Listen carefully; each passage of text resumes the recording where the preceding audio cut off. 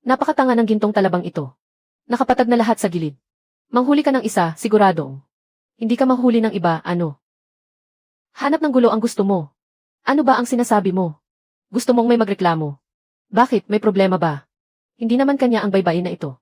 Konting talaba lang, ano bang big deal? Noong wala pang nagbabantay dito. Kahit sino pwedeng manghuli. 2 taon pa lang siyang may kontrata. Akala mo talaga siya na ang may-ari dito. Laro lang yan sa dagat. Wala naman talagang may-ari niyan. Kung sino ang makakuha, sa kanya na. Hintayin mong mapuno itong basket. Bukas dadalhin natin sa palengke. Hahatiin ko ang pera sa iyo. Tama ang sinabi mo. Walang nakakita kaya libre lang yan. Kapag naibenta, pwede tayong kumita ng 2 kaha ng sigarilyo. Kung hindi mangunguha, walang makukuha. Kalagitnaan ng gabi na. Ano ang ginagawa mo sa mga talaba ko? Chen Hao, anong pinapapakaw ka sa gabi sa ilaw? Gusto mo ba akong takutin sa kamatayan? Pagod na akong magpalipas ng hininga sa paghahabol sa dagat. Wala kang pakialam doon. Itanong ko sa iyo. Ang gintong talaba sa basket.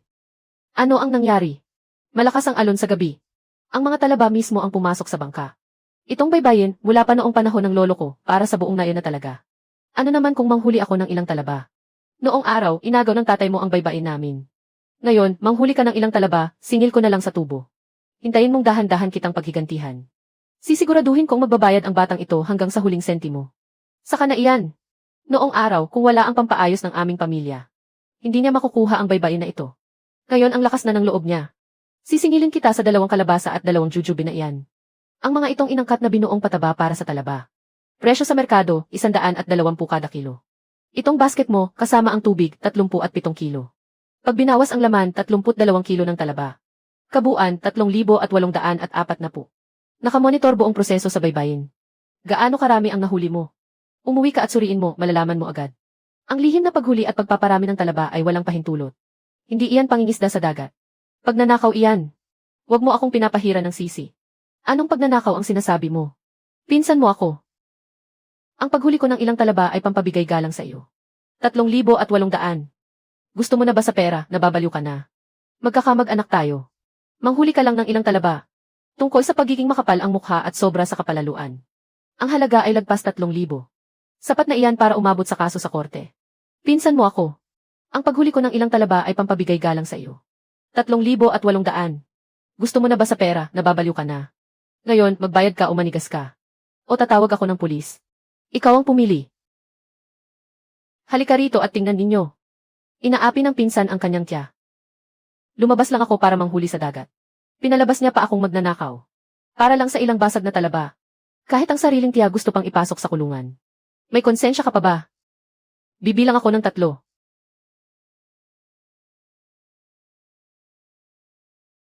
400 piso lang. May sobra ba? Ang natira ay gusto pa. Pupunta para hanapin ang tiya mo. Mukhang may gana kang pumunta rito. Maghintay ka sa akin. Sa ilang talaba lang na ito, sinisingil mo ako ng ganito. Kapag dumating ang araw na mga ilangan ka sa akin. Ang kapal ng mukha mong bastusin ako ng ganito. Tingnan natin kung sino ang magwawagi. Balang araw, iluluwa mo lahat pati puhunan at tubo. Napakawalang hiya naman ng sariling tiyang ito. Hahayaan na lang natin siyang umalis. Sobrang laking pabor na sa kanya niyan. 400. Ibilang na natin bilang paunang bayad. Ang natira. Balang araw, ibabalik niya lahat pati tubo. Simula ngayong gabi, dagdagan ang mga patrol boat. Sa hating gabi, umikot kayo ng 2 beses. Ang bagay na ito, hindi pa tapos. Ang tuntunin ay tuntunin. Kahit kamag-anak, hindi pwedeng lumabag.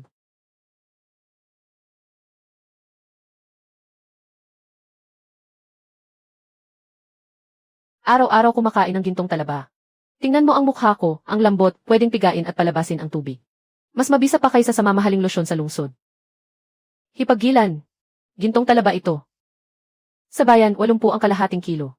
Saan ka kumukuha ng napakaraming pera para makakain ito araw-araw? Hindi ako gagastos sa ganoong kamahal. Lahat ng ito ay mula sa palaisdaan ni Chen Hao. Ako ang tunay niyang tiya. Kaya kung gusto kong kumain, marami akong makukuha. Iyong kalahating balde na hinango ko kagabi. Pinili ko ang pinakamalaki at dinala sa restoran sa bayan. Ibinenta ko agad ng mahigit 800. Katumbas ng isang buong linggong trabaho ng asawa ko. Totoo ba? Hinahayaan ka ni Chen Hao na manghango kahit kailan. Paborito niyang kayamanan ang mga iyon. Ano pa ba ang dapat pagdudahan? Sa baryo naman talaga ang dalampasigang iyon. Isang nakababatang kamag-anak lang ang umupa nito. Hindi ba pwedeng makinabang ng kaunti ang nakatatanda? Kumakain lang ako ng hilaw na talaba niya. Para bigyan siya ng mukha. Nangahas pa siyang singilin ako. Noong gusto ng ama niya na umupa ng dalampasigan. Kinailangan pa niyang makiusap sa pamilya namin. Dahil ako ang tunay niyang tiya. Kaya nakikinabang siya ng kaunti. Subukan niyang gawin iyan sa iba. Siguradong pinaalis na siya agad. Kite. Iba talaga ang may kamag-anak sa loob. Manghango lang ng kaunti, katumbas na ng isang linggong trabaho. Kung kami kaya, saan kami makakakuha ng ganoong swerte? Anong swerte ang sinasabi mo? Hindi ba palihim niyang hinahango ang pag-aari ng iba sa gabi? Napakakapal ng mukha. Kung ako iyan, wala akong mukhang aangkin sa ganitong pabor mula sa nakababata. Hoy! Pamilya naman tayo. Talaba lang ang kinain, ano ba? Wala namang sinabi si Chen Hao. Isang batang walang kwenta. Ano ang magagawa niya sa akin? Pag-aari niya. Hindi ba parang pag-aari ko na rin? Talagang walang hiya si Chen Gilan. Ninanakaw pati talaba ng sarili niyang pamangkin. Tapos siya pa ang nagmamatigas at naninisi. 400 lang. Hindi man lang sapat para sa isang ulo. Hayaan na natin. Sobrang laki ng pabor sa munting kawawang iyan. Hanapin siya ngayon.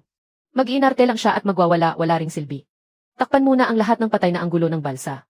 Lagyan ng mga infrared night vision camera. Itago ang buong mga kable sa loob ng mga poste. Huwag hayaang nakalitaw sa labas.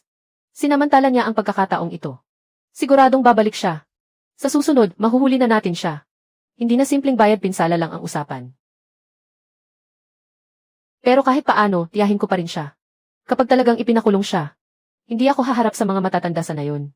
Nang pumunta siya sa hating gabi para magnakaw ng talaba. Hindi ko inakalang magkakamag-anak pala tayo. Talaga bang itinuturing mo akong pamangkin? Hindi niya gagawin ang ganitong bagay. Kung may sasabihin ang nakatatanda, makinig ka. Papuntahin mo sila sa akin. Ang tuntunin ay tuntunin. Kahit kamag-anak, hindi pwedeng lumabag. Nakumpleto na ang 8 underwater camera ni Chen Hao. Pati ang mga patay na sulok sa floating rocks. Kitang-kita pati ang mga cage sa ilalim ng yelo. Tingnan natin kung saan pa siya magtatago sa susunod. Dagdagan natin ang isang ronda ng mga patrol boat sa gabi. Mula 2:00 hanggang lampas 4:00 ng madaling araw, 2 ikot. Napaso siya sa ginawa niya. Malamang, maliliit na galaw muna ang gagawin niya para magsiyasat. Hindi siya agad gagawa ng malakihan. Venag. May lakas pa ng loob ang munting daga na magpakitang gilas. Akala ba niya mapipigilan ako ng ilang sirang kamera? Panaginip lang niya iyon.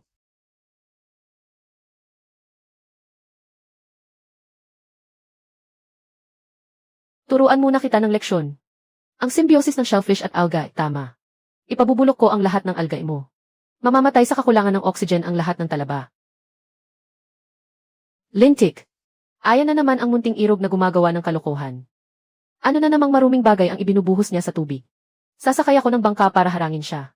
Wala naman akong ginamit kundi banyagang algae. Sinusubukan niyang sirain ang kalidad ng tubig para sa symbiosis ng algae. Mabubulok at mamamatay ang mga similya ng talaba. Maliit na gulo lang naman. Maya-maya, magpapakuha ako ng mga tao para ilabas iyon. Sinamantala niya ang maliit na puwang na iyon. Siguradong babalik siya para gumawa ng mas malaki.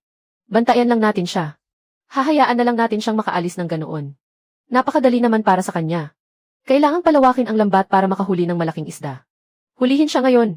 Pinakamalaki na ang ilang daang unit na bayad pinsala. Hindi talaga natututo sa pagkakamali. Hintayin natin gumawa siya ng malaking kalokohan. Mahuhuli siya ng aktual na may ebidensya. Pagsasamahin natin ang bago at lumang mga kaso. Isang bagsakan, mapapasuko natin siya. Maingat ka talagang magplano. Ang babaeng iyan ay parang langaw na paulit-ulit bumabalik. Hindi titigil hanggat hindi nakakapit sa isang tao. Araw-araw siyang pumupunta para mang-abala. Ang 360,000 ito ang buong ipon ng pamilya ko. Sino ang gustong sumira rito? Kailangang pagbayaran iyon. Huwag kayong bumili. Walang bibili ng talaba mula sa kanila. Kapag kinain ninyo iyan, malaking gulo ang aabutin ninyo. Mukha nga itong sariwa at makintab. Puro gamot lang ang nagpalaki rito. Pinakain ng pampalaki ng katawan.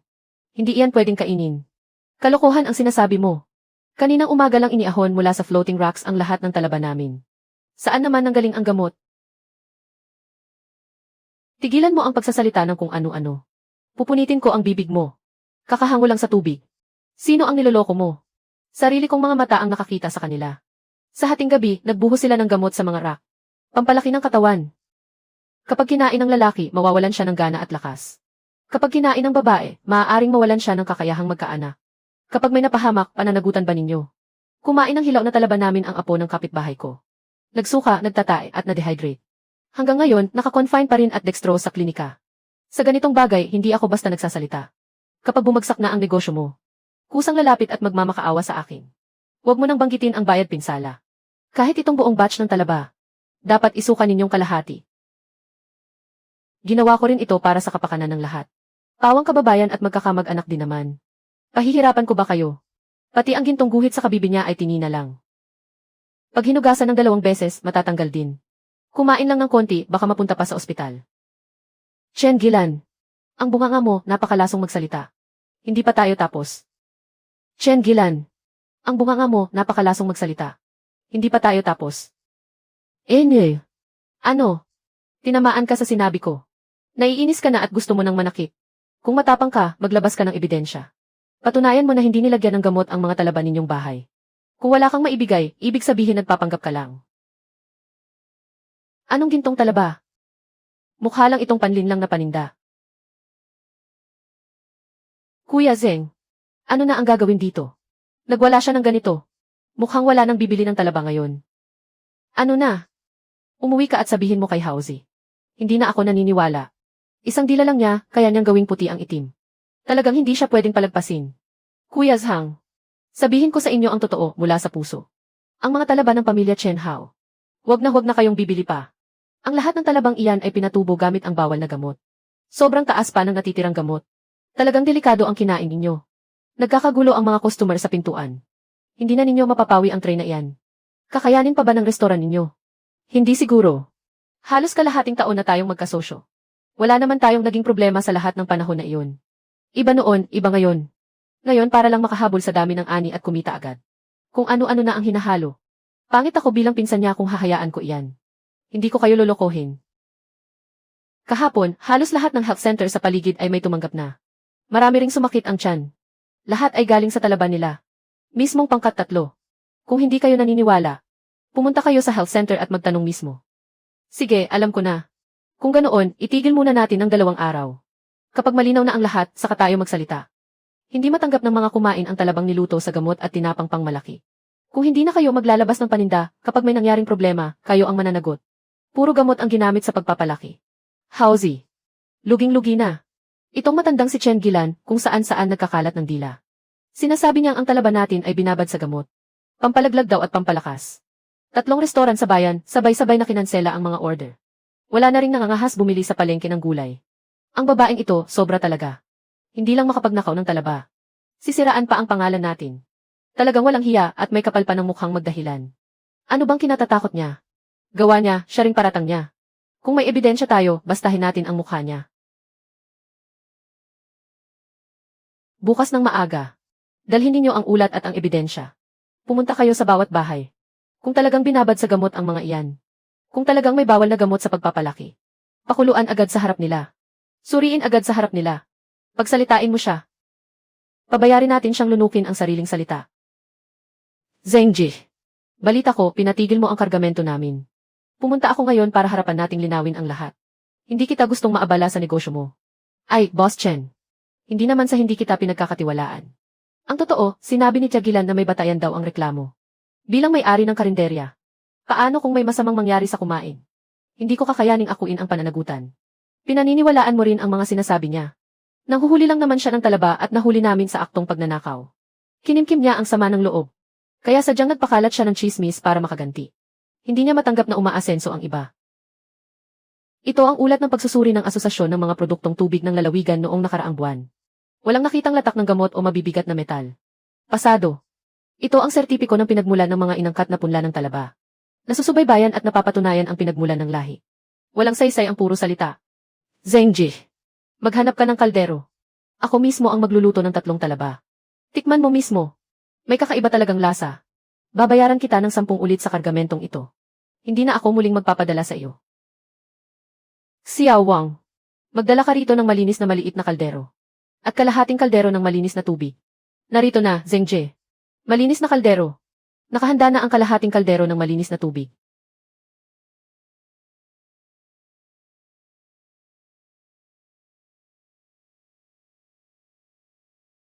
Boss.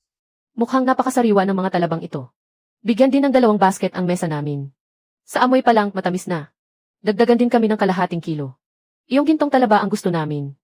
Zhengji. Sabi ni Boss Lee sa silid, dagdagan ng 2 order ng talabang ito. Ihain agad. Tikman mo.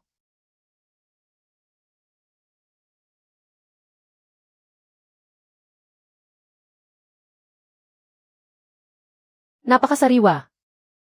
Wala man lang kakaibang lasa. Matigas at malaman pa rin. Talagang di kalidad na talaba ito. Hoy! Tingnan mo ang gulong ginawa ko. Nabulag ako sa chismis at naniwala sa kung ano-anong sabi-sabi. Patawad, Boss Chen. Ganito na lang. Magpapadala pa rin ako bukas gaya ng dati. Dagdagan ko ng 20% ang dami. Simula ngayon ang mga talaba ng karinderya namin. Sa iyo na namin palagi orderin. Walang problema. Kung ako rin ang nasa kalagayan mo. Mag-iingat din ako. Pero kailangang singilin ang mga pinsalang dulot ng paninirang puri. Sa taong 2023, kailangang malinaw ang lahat ng singil. 2 araw mong pinatigil ang kargamento. Dagdag pa ang pagkawala ng mga mamimili sa pamilihan. Umabot sa kabuang 12,000 ang bayad sa paglabag sa kontrata. Kay Chen Gilan ko sisingilin ang halagang ito. Wala kang kinalaman dito. Bukas, ibalik mo sa normal ang supply sa panig mo. Hindi magbabago ang presyo.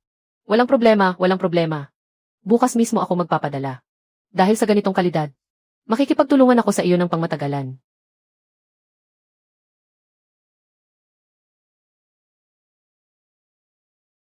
Ang sarap sa pakiramdam. Sobrang sarap sa pakiramdam. Tingnan natin kung may masasabi pa si Chen Gilan. Meron pa. May ilan pang boss na nagsabi. Na nagluto ka mismo sa harap nila. At buong tapang na nanumpa sa harap nila. Lalo tuloy silang naniwala sa kalidad ng mga talaba natin. Ang lintik na babaeng iyon. Ang ginawa lang niya ay ipaglantakan ang kalidad natin. Iyan lang ang kaya niyang gawin kapag wala siyang maipakitang ebidensya. Habang pinapalaki niya ang gulo, lalo siyang bumabangis. Masusuri pa nila tayo. Talagang maaasahang pangmatagalang kasosyo. Para hindi na sila makasingit pa ng gulo. Pero si Hauzi, ang 2,000 na kabayaran sa paglabag sa kasunduan. Kaya ba niya ibigay? Mukhang ang gusto niyang makipagsagupa. Siyempre, hindi iyan aamin. Hindi mahalaga kung aamin siya o hindi. Pumunta ka sa bahay niya at singilin mo. Sa harap mismo ng mga kapitbahay sa kanto. Ano pang ginagawa ninyo rito? Gusto pa ninyong pumasok sa bahay para man lamang ng tao. Lumayas kayo. Ikaw pa ang gumagawa ng chismis sa lahat ng dako. Peste, hindi ba at ang hipon sa bahay namin ay binababad sa gamot? At may pampalaglag pa. Kaya nagsara ang 3 kainan. At natigil ang benta ng 2 tindahan. Nasayang ang 2,000 na kabayaran sa paglabag sa kasunduan. Ang perang ito, ikaw ang magbayad. Kailan ba ako nagkalat ng chismis? Anong isang mata mo ang nakakita na sinabi ko iyan? Ayaw tanggapin ng mga kainan ang basurang dala mo. Dahil pangit ang kalidad kaya hindi maibenta. Ano bang pinanghahawakan mo para isisi sa akin? Nasisiraan ka na ba sa pera? Ayaw tanggapin ng mga kainan ang basurang dala mo. Dahil pangit ang kalidad kaya hindi maibenta. Ano bang pinanghahawakan mo para isisi sa akin? Nasisiraan ka na ba sa pera? Sinasabi ko sa iyo, yung hipo ni Chen Hao na may gintong guhit. Puro binababad sa gamot. May malakas na pampalaglag pa. Pag kinain, pagsusuka at pagtatae ang aabutin mo. Huwag na huwag kang bibili. Kaya pala siya ang nagkakalat ng chismis. Akala ko totoo talaga. Balak ko pa sanang bumili ng 2 kilo. Ang ganda sana ng takbo ng negosyo nila. Hindi niya nagawang magnakaw ng hipon kaya sinisira niya ang pangalan ng iba. Napakawalang hiya niya talaga. Layuan mo na siya mula ngayon. Sino ba ang nakakaalam, baka isang araw ikaw na ang masalanta. Ngayon, aamin ka na ba? Ang 2,000, ibigay mo ngayon. Tapos humingi ka ng tawad ng personal. Tapos na ang usapan. Diretso akong maghahain ng kaso sa hukuman para sa paninirang puri at paglabag sa karapatan. Sa oras na iyon, hindi lang pera ang babayaran mo. Kailangan mo ring magdikit sa bulletin board ng baryo. Ng 3 araw na liham ng paghingi ng tawad. Makikita iyon ng buong baryo. Sa harap ng lahat, ipapahiya mo ako ng ganito. Chen Hao, hintayin mo ako. Kung hindi ko pagpapahirapan ng husto ang hipon mo. Hindi ako Chen. Bibigyan kita. Ng 2,000. Pambili mo ng gamot. Hindi ba't ilang barya lang naman iyan? Ano nang pinaglalalaki mo? Nakuha na ang pera. Sa susunod, huwag ka nang magkalat ng chismis. Hindi na 2,000 lang ang makakalutas nito. Ibinigay ko na sa iyo ang respeto. Ikaw lang ang ayaw tumigil. Sobrang kapal na ng mukha mo. Pinahiya mo siya sa harap ng buong baryo. Wala na siyang maipagmukha. Tingnan ko lang kung may lakas pa siyang magsalita nang walang pinipigil. Napakalaking talo ang inabot niya. Hindi iyan basta-basta palalampasin. Ang susunod, si Zhao Li na ang haharapin. Sa susunod, hindi na lang simpleng paninira ang gagawin ko. Tio Wang, pakiusap, ayusin mo muna ang usapan ko sa iyo. Malinaw na ba ngayon?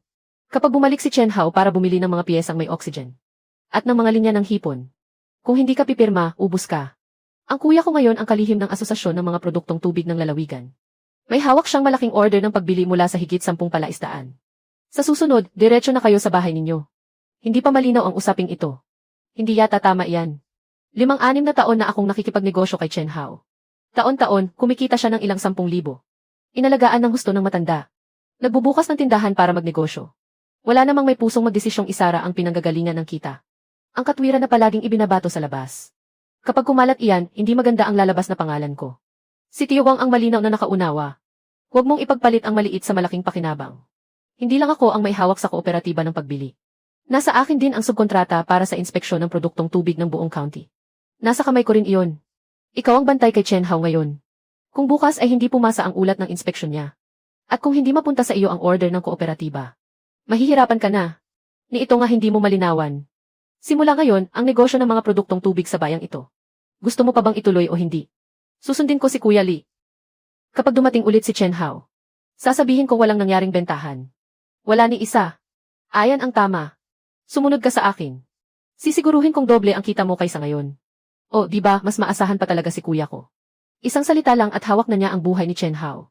Tingnan ko nga kung paano siya aahon dito. Napasabak sa gulo si Hao. Nilibot ko na ang 3 tindahan at 5 butika sa bayan. Sarado na ang pinto. Nablock na ang linya, net at flotation ball. Wala talagang kahit ano. Pare-pareho lang ang takbo ng lahat. Malinaw na sa buwatan at maayos ang pagkakaayos. Ngayon may 2 pang oxygen pump na may sira ang belt.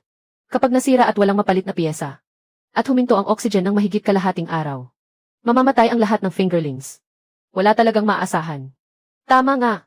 Noon, gaano karami ang kailangan may ganoon. Ngayon, iisa na lang ang desisyon, isara ang bentahan. Hindi talaga si Chen Gilan at ang mga kasama niya ang may kagagawan lang nito. Wala nang iba na makakagawa ng ganyang kahihiyang bagay. Hindi nga kakayanin ni Chen Gilan iyan. Si Zhao Li ang sumasalo sa kanya sa likod. Inuna nilang ubusin ang materyales. Hinila nila kami sa kaguluhan. Ang susunod na hakbang ay ayusin na ang ulat ng inspeksyon. Zhao Li. Siya yung araw-araw na nakakabit sa gilid niya.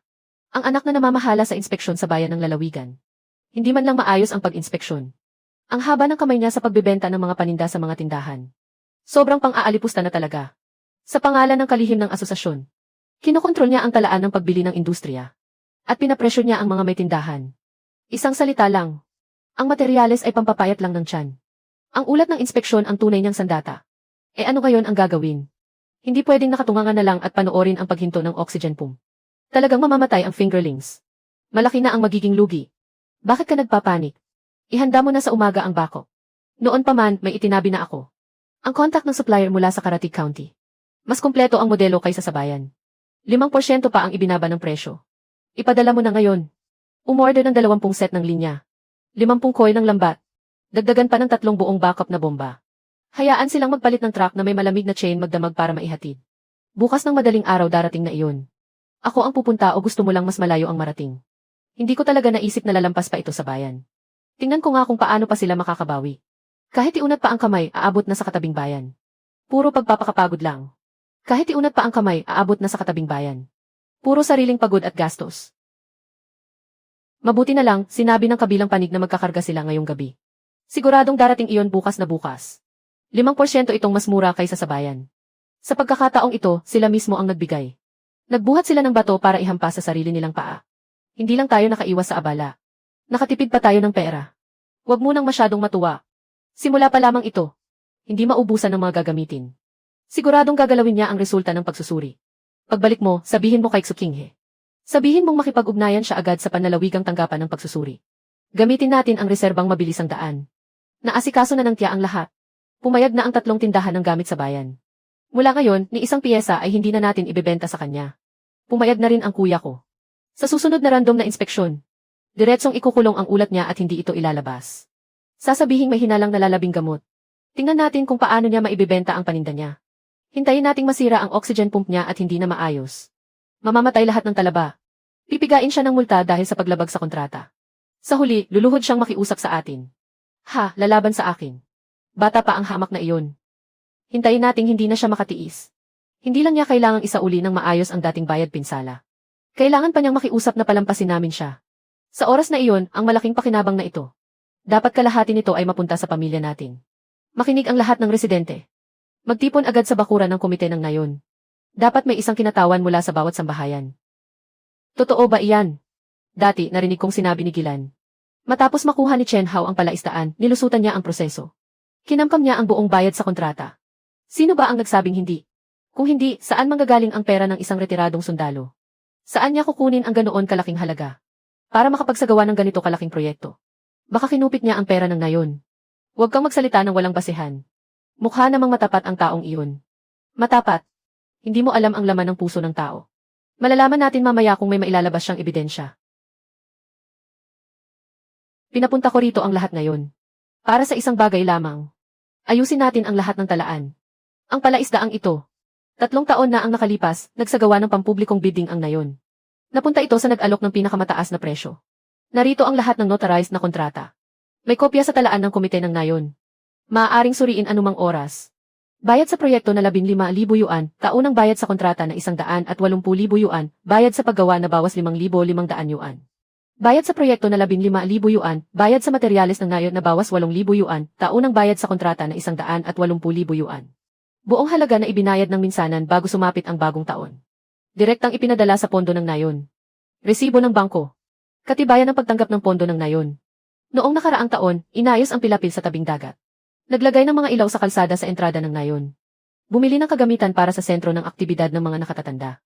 Zhang Wei. Direktang ipinadala ang pera sa pangkat ng mga manggagawa.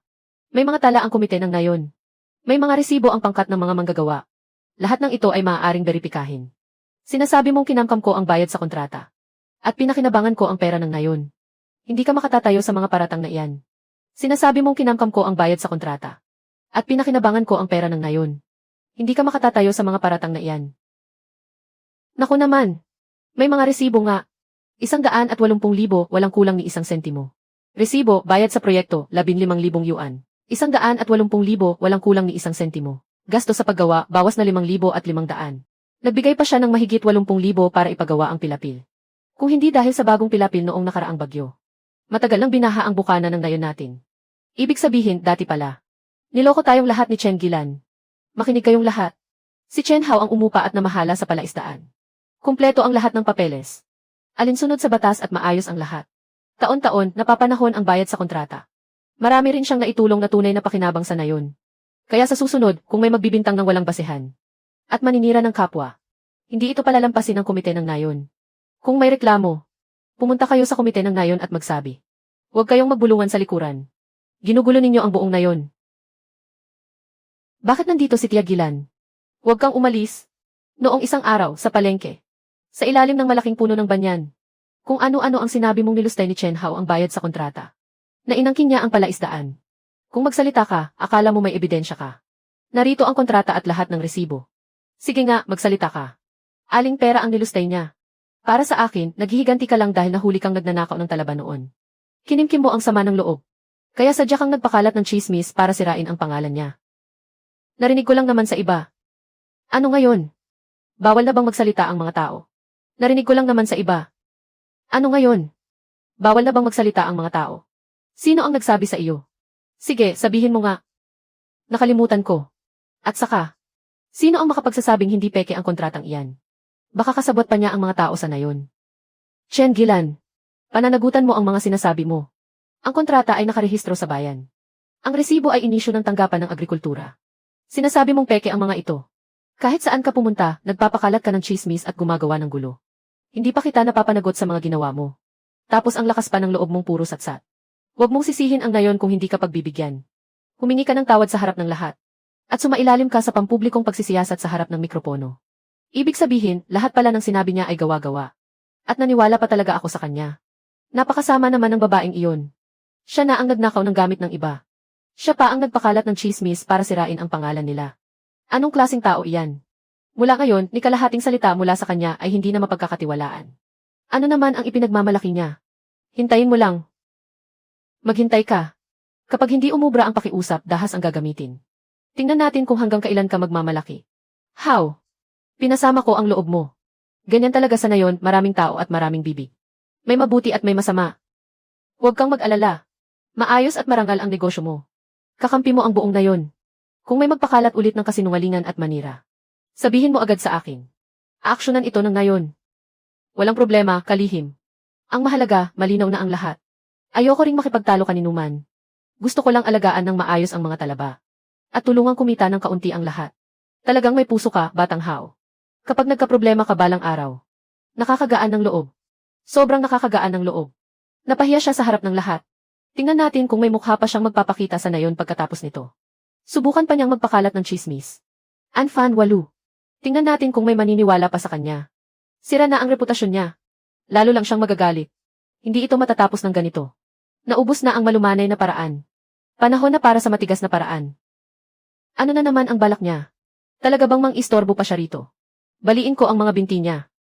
Mas tuso pa ito kaysa sa simpleng panggugulo. Ipaalam mo sa lahat. Doblihin ang pag-ikot ngayong gabi. Bantayan ng mabuti ang mga istasyon ng oxygen pump at ang pangunahing kable ng kuryente. Huwag ninyo siyang bigyan ng pagkakataon. Talagang kumilos na siya. Nahuli na siya sa kamera noong nakaraang pagnanakaw ng mga talaba. Paano kung mahuli na naman siya ngayon? Wala akong pakialam. 3 beses ko nang siniyasat ang lugar. Patay na ang angulong ito, walang kamerang makakakuha ng kuha rito. Hinaharangan niya ang kabuhayan ko. Gusto kong malugi siya ng todo. Kung hindi kita ang mukha, dapat ay ligtas tayo. Kapag nagkaproblema, ibibintang ko lahat sa tiyak ko. Tutal, siya naman ang nag-utos sa akin. Natakpan ko na ang lahat ng bakas. Hindi halata ang gamit na ito.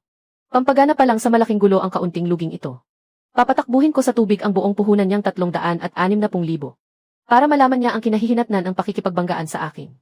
Anong gintong talaba? Naubusan ng oxygen. Hayaan mong mabulok lahat sa dagat. Maayos naman ang itsura sa labas. Kahit mag-imbestiga siya ng ilang araw, ang tanging magagawa niya ay matuklasang sira ang kagamitan. Hindi niya tayo mapagbabayad kahit 1 sentimo. Boss Zhang, may babala ako sa inyo.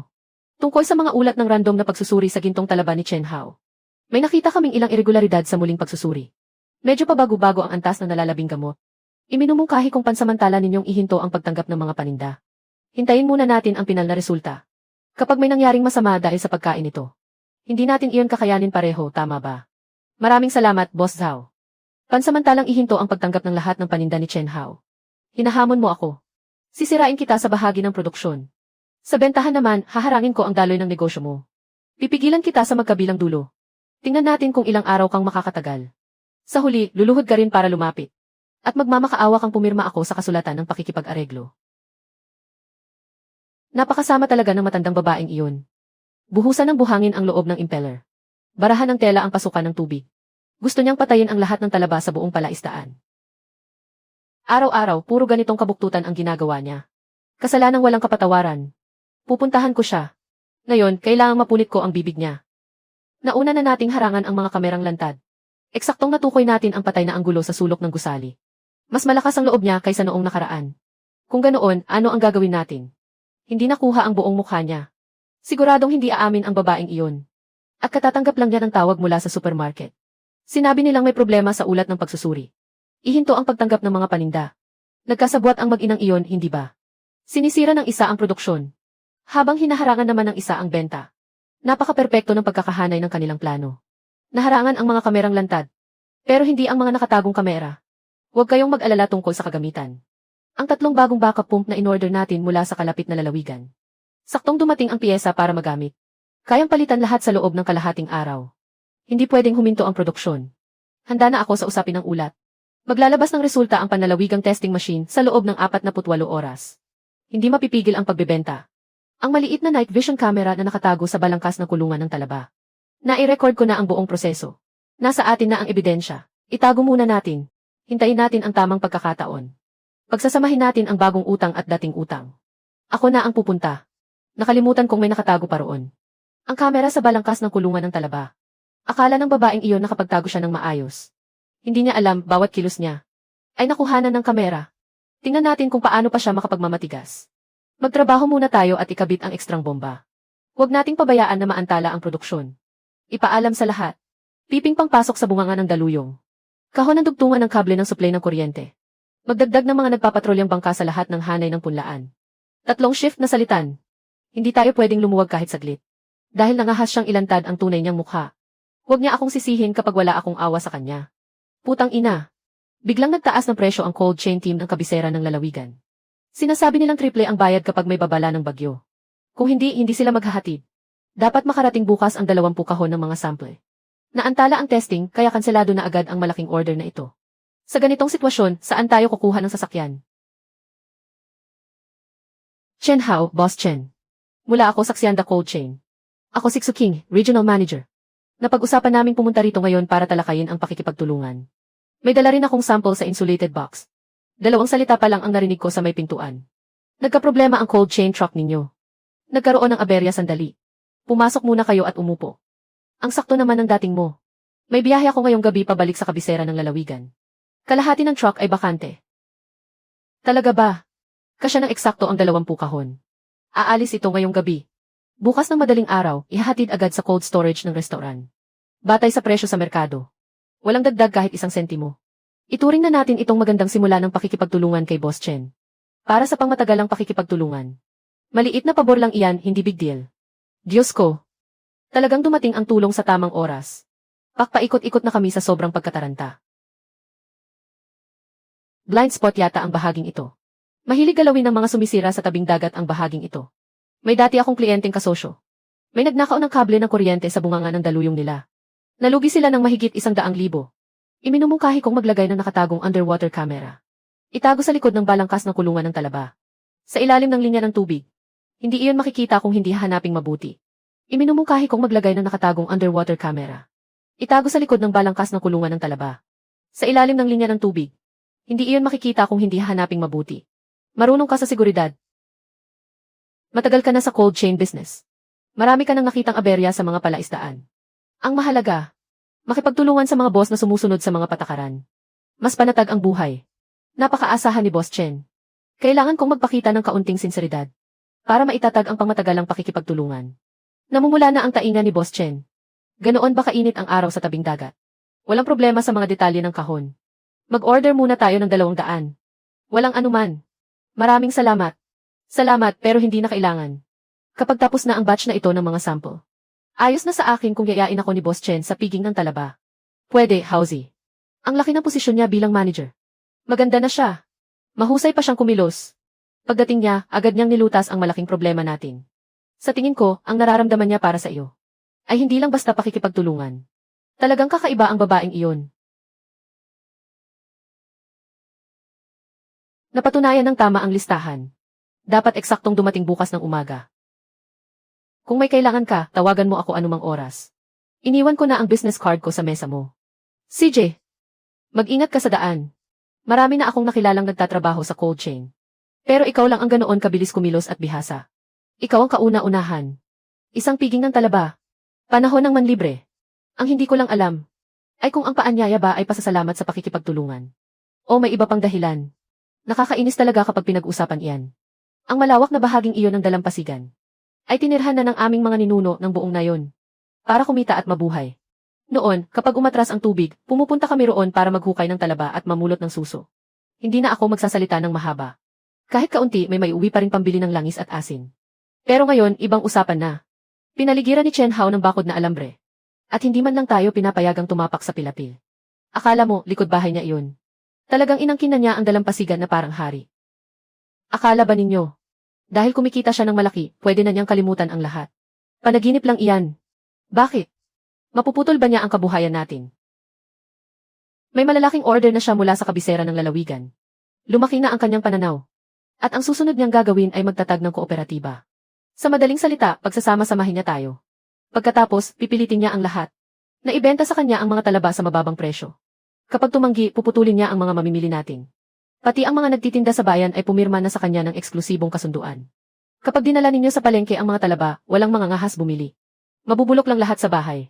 Sa hinaharap, ang mga talaba nating ibinebenta ng paisa-isa. Ay siya na ang magtatakda ng presyo. Hindi na tayo makapagbebenta sa iba. Siya na ang may hawak ng lahat. Buwisit. Ibig sabihin, siya ang kakain ng karne. At ni sabaw ay wala tayong matitira. Buwisit. Ibig sabihin, siya ang kakain ng karne. At ni sabaw ay wala tayong matitira. Noong isang araw, namulot lang ako ng 2 maliit na talaba sa tabi ng pilapil. Hinarang ako ng mga trabahador niya. Para akong magnanakaw. Talagang sinarahan niya tayo ng daan. Sa susunod, hangin na lang ang iinumin natin. Tama ka riyan. Inangkin niya ng mag-isa ang buong kabuhayan. Wala siyang pakialam kung mabuhay man tayo o mamatay. Sabi ko, bukas magtipon tayo ng 20 tao. At harangan mismo ang daan sa tabi ng pilapil. Hindi makakausad kahit isang hakbang ang truck niyang pangpalamig. May bahagi tayo sa dalampasigang iyon. Bakit siya lang ang masusunod? Hindi pinarurusahan ng batas ang napakaraming tao. Kaya ba niyang ipahuli ang buong nayon? Hindi tama iyan. Lehitimo ang kontrata niya. Kapag hinarangan natin ang daan at lumaki ang gulo, tayo ang dehado. Tama si Gilan. Kahit ano pa ang sabihin, pamangkin mo pa rin siya. Kapag hinarangan natin ang daan at nagkagulo, hindi rin maganda sa paningin ng magkakamag-anak. Kung lasing na kayong dalawa, umuwi na lang at magpahinga. Hintayin ninyong mapiga niya ang presyo hanggang sa buto. Kapag kayo na ang umiiyak, kahit pinsan pa siya. Anong klaseng pinsan ba siya? Noong kumikita ng malaki, naalala ba niya tayo? Noong lumubog ang mga palaisdaan, saka siya bumaligtad. Ngayon lang naalala na kamag-anak pala. Inaagawan na niya kayo ng kanin sa mismong ulunan ninyo. Pag-usapan ninyo pa rin dito ang respeto at pakikisama. Narito na nga lang kayo, hirap na hirap pa rin kayo sa buhay. Kung wala kayong silbi, tigilan ninyo ang kahibangan na iyan. Nakaharang pa kayo habang kumikita ang iba. Isang tanong lang ang gusto ko. Talaga bang matiis ninyong panoorin siyang busog sa sarap habang kayo gutom sa pait? Kahit sabaw, wala nga kaming malunok. Tama ang sinabi niya. Bakit siya lang ang pasasalamatan sa lahat ng mabuting nangyari? Hindi patas sa lahat. Kaya ba niyang ipadala tayong lahat sa kulungan? Tingnan lang natin kung maglalakas loob siya. Kung totoong magkaisa tayo sa pagpigil ng presyo. Kung sama-sama tayong mga maliliit na nagtitinda, tiyak hindi niya kakayanin. Pilitin natin siyang magbigay ng makatarungang presyo. Hindi iyon pagbebenta ng sarili. Una tayong pumunta at tingnan. Maraming tao roon. Hindi siya basta makakabawi. Bukas ng maaga, magtipon sa bungad ng nayon. Walang pwedeng umabsent. Sa hinaharap, wala nang mapapala ang nayon. Huwag na kayong mag-ambisyon pang pakialaman. Malaking gulo na ito. May malaking problema na. Si Chen Gilan, mainit ang ulo sa ilalim ng malaking puno ng balete. Sabi mo, magtatayo ka raw ng kooperatiba. At sisirain mo ang daan ng bentahan. Pipigilan mo ang mga maliliit na mamimili sa pagkuha ng produkto. At haharangin mo ang kabuhayan ng lahat. Nakumbinsi niya ang mahigit 10 tao. Sabi niya, bukas ay haharangan nila ang kalsada sa Meday. Hindi nila papayagang makadaan ang refrigerated truck. May dala pa silang paliwanag tungkol sa batas ng pagmamarka ng produkto. Hayaan ninyo silang pumunta. Para mismo sa harap ng buong nayon. May paliwanag natin ng malinaw ang tungkol sa kooperatiba. Bukas, dalhin natin ang lahat ng ito. Panghaharang ba ito o sabay tayong kikita? Linawin natin ng minsanan. Para malaman din ng mga taga-nayon. Ano ang pakinabang ng pagsali sa kooperatiba? Bukas, ilabas ang mga sasakyan 1 oras ng mas maaga. Huwag ninyong ipagpaliban ang mahalagang usapan.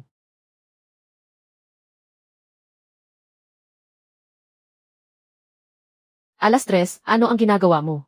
Pampublikong daan ito. Paano kami makapaghahatid ng paninda kung haharangan ninyo? Anong paninda ang ihahatid? Kapag nasira ninyo ang daan ng bentahan, hindi na matitibayan ng mga maliliit na nagtitinda ang puhunan nila. Hindi pwedeng hayaan siyang makalusot. Kailangan natin siyang panagutin ngayon din. Sabihin mo kay Chen Hao. Simula ngayon, bawal nang pigilan ang presyo sa pagbili ng Shell. Libre ang pagtuturo ng teknikal na kaalaman. Sa pagbebenta, dapat kasama ang lahat. Kahit isa lang ang mawala, hindi dapat makatawid ang truck na ito. Ano ang ikinatatakot ninyo na wala kaming pananagutan sa batas? Ngayong araw, walang urungan. Hanggat sa dilim na ng gabi kami mapagod. Tama. Sinasabi nilang kami raw ang nanghaharang ng presyo. Wala kayong alam. Nasa tuntunin ng kooperatiba iyan. At may kasunduan din sa pagbili at pagbabalik ng produkto. Makinig kayong mabuti. Nasa papel lahat at may tatak ang pirma. Para sa mga gustong sumali. Ang halaga ng punla. Ang libreng teknikal na pagsasanay. At ang garantisadong presyong pagbili ng ani. Kapag tumaas ang presyo sa merkado, itataas din ang batayan.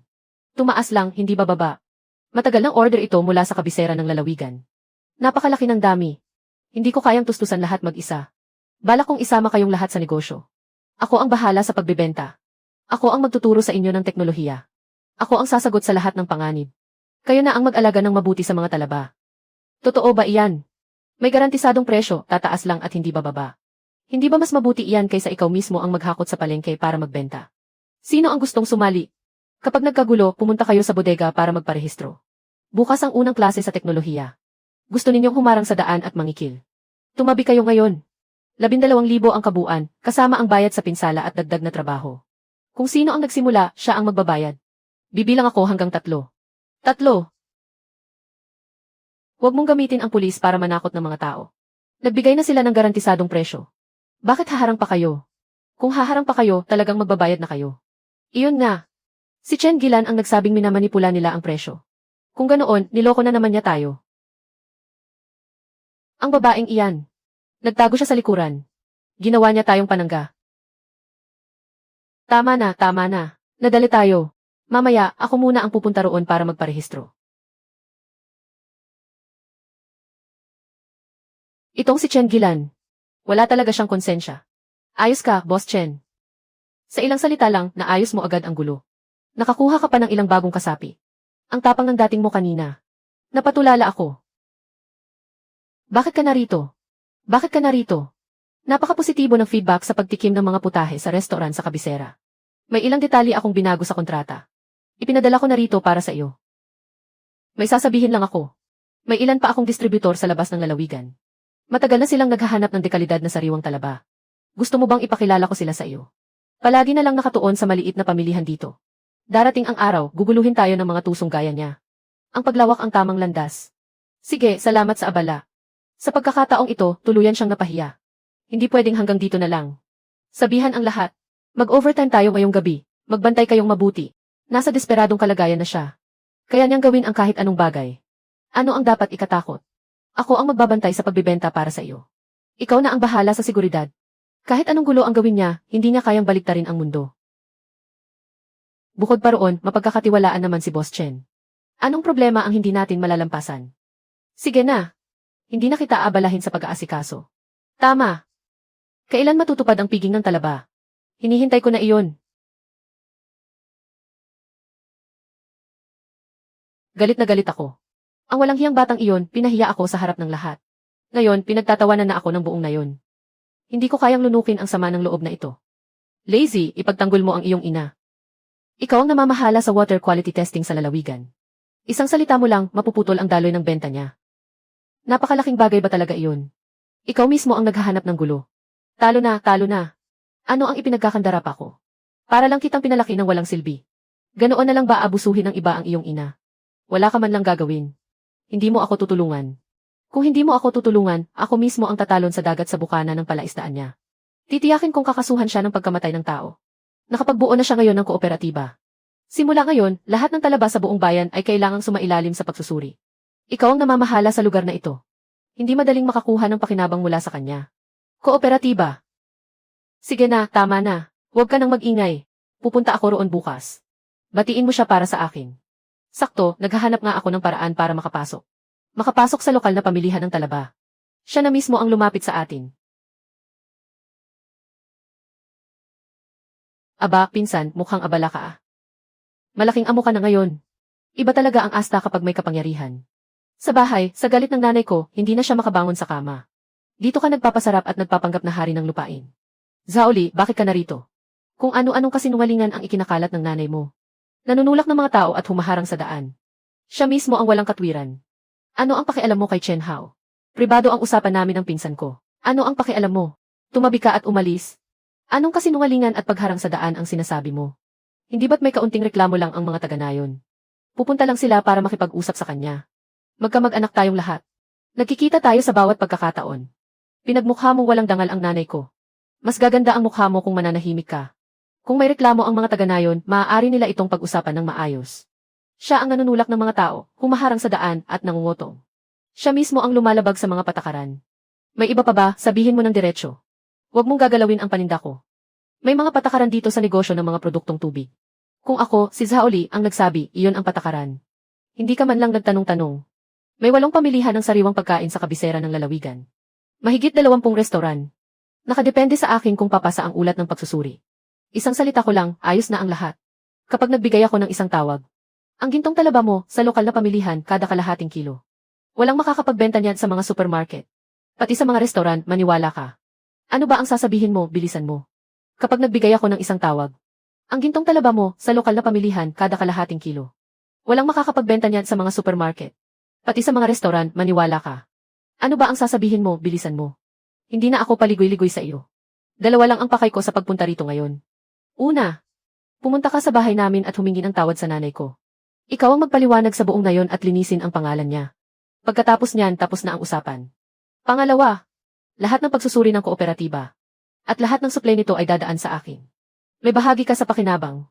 Sisiguraduhin kong mas malaki ang kikitain mo kaysa ngayon. Kung hindi, huwag mo akong sisihin kung putulin ko ang kabuhayan mo rito. At mabubulok lang sa kamay mo ang mga talaba mo. Tapos na ako. Una, hindi ako hihingi ng tawad. Hindi rin ako magpapaliwanag. Siya ang nagpakalat ng kasinungalingan kaya siya ang managot. Pangalawa, hindi ko kailangan ang lokal na pamilihan. Gawin mo ang gusto mong gawin. Bahala ka. Magkamag-anak tayo. Pero hindi dahilan ang pagiging magkamag-anak para gawing panangga ang nanay mo sa kalokohan niya. Kapag ginalaw mo ulit ang paninda ko, o naglakas loob kang manggulo rito, mananagot kayong dalawa. CJ, Chen Hao. Nabobo ka na ba sa pagiging sundalo?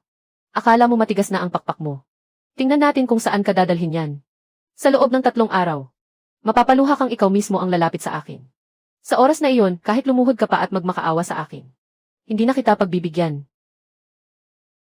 Ano ba iyan? Ganoon ang ugali niya at ng nanay niya. Pawang mga walang utang na loob. Pero ang batang iyon ang namamahala sa mga ulat ng pagsusuri. Talagang pinahihirapan niya tayo. Pati ang lokal na supermarket ng mga negosyante, pinahirapan na niya. Wala nang mapapala. Itong kaunting bahagi ng lokal na pamilihan. Maliit na bahagi lang naman talaga. Kung gusto niyang makipaglaro, sasabayan natin siya. Samantalahin na natin ang pagkakataong ito. Para lubusang mapalawak ang pamilihan sa labas ng lalawigan. Palawakin natin ng husto ang pamilihan sa labas ng lalawigan. Dapat na nating kontakin ang mga distributor sa labas ng lalawigan na nabanggit ko. May isa na namang kumpanya. Iyong tindahan ng sariwang pagkaing dagat sa silangang bahagi ng bayan. Halos 1 taon na tayong nagtutulungan. Isang salita niya lang, tigil agad. Si Zhao Li ang may kagagawan. Sino pa ba? Kapag nagsalita siya, walang bumibili ng mga paninda natin. Hinaharang niya ang ulat ng pagsusuri ng bawat isa. At ipinagkakalat pa kung saan-saan na may duda sa kalidad ng gamot natin. Sa loob lang ng kalahating araw, naputol na lahat ng lokal na pamilihan. Napakarumi ng mga galawan ng batang iyon. Bakit ka nagpapanik? 20% lang ang bahagi natin sa lokal na pamilihan. Kung mawala, di mawala. Maglaan tayo ng supply para sa labas ng lalawigan. Mas mataas ang presyo bawat kilo. Alam kong gagawa ng ganitong hakbang si Zhao Li. Narinig mo rin pala. Pumunta ako sa palengke kaninang umaga. Narinig kong pinag-uusapan iyon ng ilang may-ari ng tindahan. Nagbanta raw si Zhao Li. Sino pa ang mga ngahas makipagtulungan sa iyo? Hinaharang niya ang pahintulot sa pagsusuri ng bawat isa. Akala ko nga hindi ka makatulog sa pag-aalala. Ni hindi makakain. Mukhang matagal mo na itong pinaghandaan. Hindi naman ako abot sa puntong hindi makakain. Ako ang nag-ayos ng koneksyong ito para sa iyo. 3 distributor mula sa Zhejiang at Jiangsu. Eksklusibong nagsusupply sa mga dekalibreng restaurant. 70 piso bawat kalahating kilo. Kailangan nila ng piling produkto na lampas 150 gramo. Kasama na ang cold chain logistics. 5 piso ang dagdag kumpara sa lokal na presyo. Nasaan ang mga sample? Ipinadala ko na para sa iyo noong nakaraang linggo. May presyo na mula sa labas ng lalawigan at positibo ang puna sa kalidad. May presyo na mula sa labas ng lalawigan. Hinihintay na lang ang pagsang-ayon mo. Akala ni Zhao Li kaya ka pa niyang kontrolin. At kaya kanyang gipitin gamit lang ang lokal na pamilihan.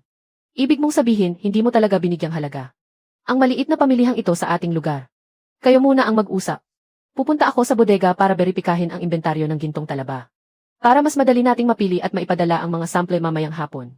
Salamat, ikaw talaga ang kailangan kong makausap tungkol dito. Hindi ko akalaing naasikaso mo na ang lahat. Huwag kang magpasalamat, cold chain logistics ang trabaho ko. Habang dumarami ang naibibenta mong paninda. Lalo rin akong kumikita. Parehong panalo lang naman. Ang totoo, hindi ko lang matiis ang asa ni Zhao Li. Umaasta siyang hari dahil may kaunting kapangyarihan.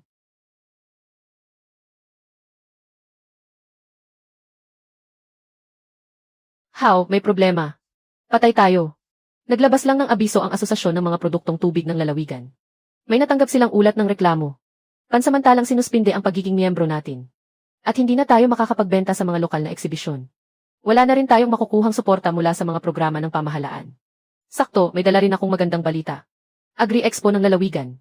Pwesto sa sentrong eksibisyon ng matalinong sona ng mga produktong tubig. May opisyal na garantiya mula sa pamahalaan. Direktang ipakikilala tayo sa mga distributor sa buong bansa. Kumpara rito, walang halaga ang katayuan ng lokal na asosasyon. Hintayin mo lang at mamamangha ka. Kahit ikaw pa ang magmakaawa para makasali, kailangan pa ring pumila.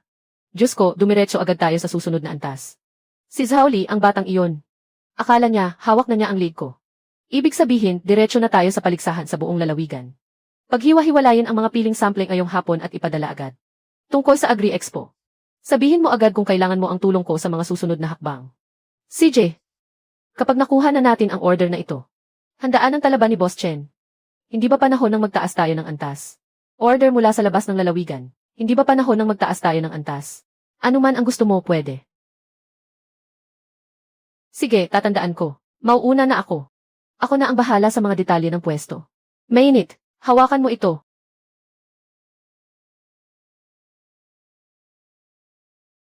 Hehe, mukhang may pag-asa ang usapang ito.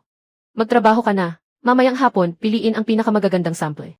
Akala ni Zhaoli, mapapaluhod niya ako sa pamamagitan ng pagbabara sa lokal na pamilihan. Pero hindi niya alam na ang maliit niyang teritoryo ay hindi ko man lang pinapansin. Si Kuya Lee, nakipag-ugnayan na si Chen Hao sa cold chain sa labas ng lalawigan. At nakakuha pa siya ng pwesto sa Agri-Expo ng lalawigan. Hindi niya talaga pinansin ang pagbabawal natin. Malawak pala ang koneksyon niya. Hoy! Pakikonekta ako sa cold storage sa daungan. Para sa mga paninda niya. 20 kahon. Liming, Singming at Wangqiang. Ayos ang pagsubok na lutuin ang mga ito. Kapag nakuha natin ang malaking order mula sa kabisera ng lalawigan, panalo na tayo. Tumigil ka riyan. Kayo ang sumira sa kalsadang ito. Gusto naming umalis. Maglabas muna kayo ng 200 piso para sa pagpapaayos ng kalsada. Pag-aari ng samahan ng nayon ang kalsadang ito. Araw-araw dumaraan dito ang mga truck ng kargamento. Bakit kami ang pagbabayarin ninyo? Huwag kayong gumagawa ng gulo ng walang dahilan. Nagmamadali kaming magpadala ng kargamento. Maantala ang iskedul ng barko. Kaya mo bang bayaran ang danyos? Hindi ko kaya. Kung ganoon, huwag mong asahang makakaalis ka ngayon. Subukan mong tingnan kung kaya kong itapon sa dagat ang buong kargada mong talaba. Pier 360. Boss, kung hindi tayo aalis ngayon, hindi na tayo aabot sa pagkakarga sa barko. Maantala ang iskedul ng barko. 30,000 ang multa sa paglabag sa kontrata. 50,000 ang pinsala sa cold chain. Kabuang 80,000. Kaya mo bang bayaran iyan? Narito ang 2,000. Ibibigay ko sa iyo. Akala mo ba matatakot ako kanino man? Akala mo ba madaling takutin ang tulad ko? Kung hindi ka magbabayad ngayon, hindi makakalabas ng bukana ng nayon ang truck na ito. Kung matapang ka, sagasaan mo ako. Tingnan natin kung may lakas ka ng loob.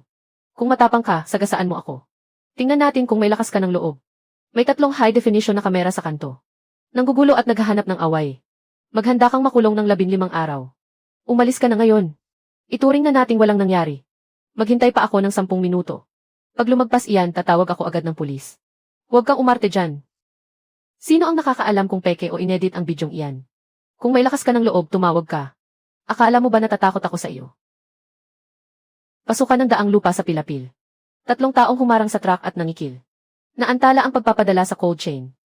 Magaling ka rin. Sige, tingnan natin ang susunod na mangyayari. Anong kalokohan ito? Walang tapang sa malakas, pero abusado sa mahina. Siguradong ipinadala iyan ni Zhaoli, ang walang hiyang iyon. Maliban sa kanya, walang ibang gagawa ng ganitong kababang gawain. Makakatakas ang tao. Pero hindi makakatakas ang ebidensya. Malinaw na malinaw sa kuha ng kamera. Sundan ang taong iyon at imbestigahan. Hindi rin makakatakas ang nasa likod nito. Lumaman o bagong utang. Pagsasabayin ko na ang singil. Lahat ng patibong ninyo, inilatag ko na sa harap ng lahat. Dahil kusa kang lumapit sa pinto ko. Huwag mo akong sisihin kung pati ikaw ay ayusin ko. Hindi pwede. Ayaw talagang makinig ng batang iyon. Talagang nagsumbong siya sa pulis. Chen Hao. Sinira mo ang dangal ko. Hinarangan mo ang kabuhayan ko. Tingnan natin kung sino ang magwawagi. Ang utang na ito. Sisingilin ko ng doble. Hao. Makinig ka muna sa payo ng iyong tiyuhin. Kaninang umaga, umiiyak na lumapit sa akin si Gilan. Sinabi niyang isusumbong mo si Zhaoli. Kailangan pang imbestigahan ng mas malalim ang insidente ng pagharang sa sasakyan. Ayaw pa ring umamin ni Zhao Tao sa ginawa niya. Bata pa si Zhao Tao. Kapag nagkaroon siya ng record, mahirapan siyang makahanap ng trabaho at mapapangasawa. Kahit ano pa ang sabihin, tiyahin ko pa rin siya at pinsan ko si Lee. Magkadugo tayo, butot laman. Kailangan ba talagang tuluyang durugin sila? Kung kaya mong magpatawad ka. Talaga bang ipapakulong mo ang sarili mong pamilya? Wala nang dangal ang angkan natin. Pati mga tagalabas, pagtatawanan tayo. Pamangkin. Humihingi ng tawad ang tiyahin mo. Dati, nalilito lang ang tiyahin mo. Nagkamali siya. Kahit saktan o pagalitan mo ako, tatanggapin ko. Nakikiusap ako, maawa ka naman. Palampasin mo na sina Zhaoli at Zhao Tao. Kapag nawala ng trabaho si Zhaoli. Kapag nagkaroon ng record si Zhao Tao. Wala nang mabubuhay sa aming mag-iina. Chen Hao, tingnan mo naman. Lumuhod na kaming lahat sa harap mo. Hindi naman tayo nagpatayan. Sapat na siguro iyon. Talaga bang gusto mong itulak sa kamatayan ang sarili mong pamilya? Lumuhod na kaming lahat. Sapat na, tama na. Tiyahin mo pa rin siya. Sobra naman ang kawalan mo ng malasakit sa pamilya. Nagnakaw ng talaba at pinutol ang mga kable. Nagpakalat ng chismis para harangan ang benta. Hinarang ang sasakyan at nangikil. 5 o 6 na beses na. Sa bawat pagkakataon, nagbigay ako ng palugit. Noong gumagawa kayo ng masama, hindi ninyo naisip na pamilya tayo. Ngayong mananagot na kayo. Lumuhod kayo rito at magpakitang gilas sa harap ng lahat. Pinipilit ninyo akong manahimik para matapos ang gulo. Kung talagang nagsisisi ka, pumunta ka sa himpilan at sumuko.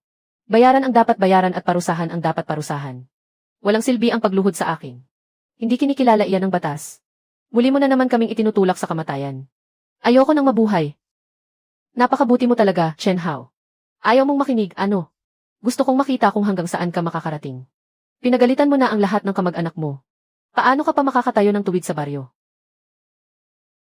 Ibig sabihin, siya pala ang may gawa ng lahat. Nagkunwari lang pala siyang lumuluhod. Nagnakaw na nga ng gamit ng iba, sinira pa ang mga kagamitan. Kung ako rin ang nasa kalagayan mo, hindi ko rin siya mapapatawad. Hindi na talaga mapagkakatiwalaan ang mga salita niya. Ang galing niyang magpanggap. Anong kalokohan ito? Gagamitin pa ang pagluhod para mangikil sa awa. Napakahiyang asal. Hayaan mo silang magsalita. Kung hindi obra ang paliwanag, sundin natin ang mga patakaran. Ipaalam mo sa lahat. Ipadala ang reklamo sa email ngayong araw. Isabay na rin ang liham ng abogado. CJ, ako na ang bahala. Hauzi, talaga bang ipapadala mo ang recording sa punong tanggapan? Wasak na ang kabuhayan ni Zhaoli. Siya mismo ang sumira nito. Ginamit niya ang kapangyarihang magsagawa ng pagsusuri ng ikatlong partido. Para sa pansariling pakinabang. Sinadya niyang gipitin ang mga negosyante at kumita sa paglabag sa mga patakaran. Malinaw na paglabag ito sa mga alituntunin ng industriya. At sa mga regulasyon para sa mga kontratistang pampubliko. Iniharap ko lamang ng buo ang mga objetibong katotohanan. At nagtipon ako ng legal na ebidensya. Ipinagtatanggol ko ang aking karapatan ayon sa batas. Naipadala na ang email. Hintayin na lamang natin ang resulta ng opisyal na investigasyon sa pagsunod sa batas. Ilang taon nang nagtatrabaho roon si Zhaoli. Malalim ang koneksyon niya at malawak ang impluensya. Talaga kayang magiging patas ang punong tanggapan. Kapag nagsumbong tayo, maniniwala ba sila sa atin? Isa tayong lehitimo at sumusunod sa batas na kumpanya. Kasuklam-suklam para sa isang empleyado ang gamitin ang kapangyarihan para sa pansariling pakinabang. Paglabag sa mga alituntunin at disiplina. Sinisira nito ang reputasyon ng buong industriya. Tinatahak nito ang pulang linya ng sistema. Kumpleto at magkakaugnay ang hanay ng ebidensya natin. Legal ang pinagmulan nito. Totoo at maaaring beripikahin. May bakas ng pagsunod sa batas sa bawat hakbang. Wala siyang maipipintas o maikakaila. Hindi niya ito malilinis kahit anong gawin niya. Bukod pa roon. Matagal ko nang pinaghandaan ang susunod na hakbang. Nakapag-atas na ako ng lisensyadong abogado. Sinunod na ang buong legal na proseso para sa pangangalaga ng mga ari-arian bago ang demanda. Ayon sa batas, ipapapirmi ang mga ari-arian ni Zhaoli at ng kanyang mga kamag-anak sa tuhod pababa. Kabilang ang mga ari-ari ang nakapangalan sa kanila, mga deposito sa bangko at mga puhunan. Lubusan nitong pipigilan ang malisyosong paglilipat ng kanilang mga ari-arian. Upang makaiwas sa posibleng parusa. Lahat ay legal, alinsunod sa batas, at may sapat na batayan. Talagang pinag-isipan mo ang lahat. Ang pamilyang ito, dalubhasa sa pag-iwas sa pananagutan at pagsasamantala sa mga butas ng batas. Ang maagang pagpapatigil sa mga ari-arian ang hakbang na ito, ay talagang pinakapanatag na hakbang. Ginamit niya ang kapangyarihan sa pagkontrata upang gipitin ang mga kliyente at kumita sa pansariling interes. Sobra ang tapang niya. Napakalinaw ng ebidensya. Ayon sa patakaran, wakasan ang kontrata sa pagkontrata. Maglabas ng abiso sa buong industriya. Ipadala agad ang opisyal na liham. Hindi na kailangang muling suriin. Ginoong tagapangulo. Formal nang inireklamo at isinumbong ng mga negosyante si Zhaoli. Matapos ang beripikasyon, napatunayang ginamit niya ang kapangyarihan sa pagsusuri para sa pansariling pakinabang. Malisyosong pinahirapan niya ang mga negosyante. Kumpleto ang lahat ng ebidensya, kabilang ang mga recording, video at testimonya. Totoo at may bisa ang mga ito. Ang pagsusuri ng mga produktong tubig ang batayang prinsipyo ng industriya. Tagapangulo, ang pagsusuri ng mga produktong tubig ang batayang prinsipyo ng industriya. Tagapangulo ng asosasyon, walang puwang dito ang kahit katiting na pagtatangi o katiwalian. Walang puwang dito ang kahit katiting na pagtatangi o katiwalian. Maglabas agad ng opisyal na pahayag. Iminumungkahi kung alisin siya sa industriya. Isabay ang abiso sa buong industriya. At paalalahanan ang bawat unit na mag-ingat sa pagkuha ng mga tauhan. Magsagawa ng masusing pagsusuri. Ginoong Li, pakinggan ninyo muna ang paliwanag ko. Siguradong hindi ito pagkakaunawaan lamang. May sadyang naninira sa akin. Peke ang recording. Tapos na, Hauzi. Tapos na. Tinanggal na sa kontrata si Zhaoli. Sinibak din ang kalihim ng asosasyon. Naglabas ng abiso sa buong industriya. Ngayon, tuluyan na siyang lagot. Tapos na, Hauzi. Tapos na. Tinanggal na sa kontrata si Zhaoli. Sinibak din ang kalihim ng asosasyon. Naglabas ng abiso sa buong industriya. Ngayon, tuluyan na siyang lagot. Ginagamit mo ang otoridad sa pagsusuri para gipitin ang mga tao. Bumalik sa iyo ang ginawa mo, pati sarili mong mangkok ay binasag mo. Tunay na karma ito. Unang hakbang pa lang ito. Iniimbestigahan pa ng mga pulis ang nangharang sa sasakyan. Hahanapin nila ang lahat ng ebidensyang tuturo sa kanya.